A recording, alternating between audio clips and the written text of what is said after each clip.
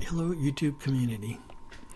Today I want to talk about the latest news from the world of Linux software, and I will focus mainly on the software that I use, which is Linux Mint. I will show the main news as of March 2026. The Linux kernel is now up to version 7, and the latest stable version is 6.19. The latest Debian version is at version 13.3. Everything else is steady with Mint at version 22.3. My desktop computer is also the same version of Mint. So as you can see from this spreadsheet, Debian is at the bottom, then Ubuntu is based on Debian, and then Linux Mint is based on Ubuntu, and then I include Fedora just because it's one of the main ones, and then KDE is at 6.6, GNOME is at 49, Cinnamon is at 6.6.7.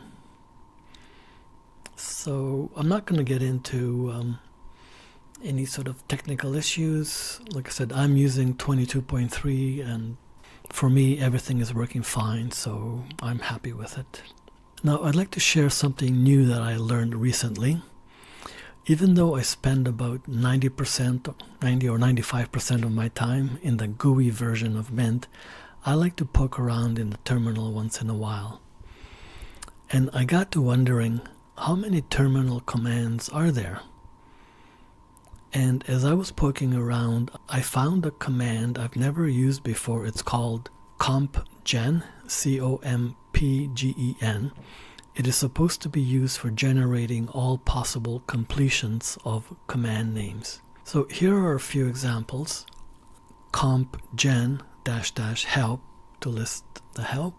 Compgen-c to generate all commands.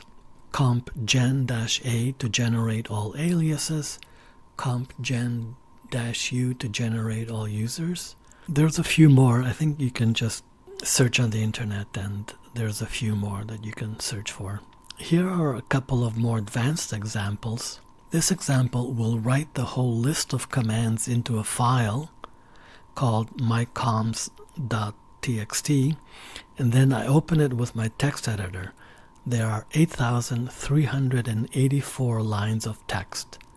So it's compgen-c space greater than, and then the name of the text file, in my case, mycoms.txt.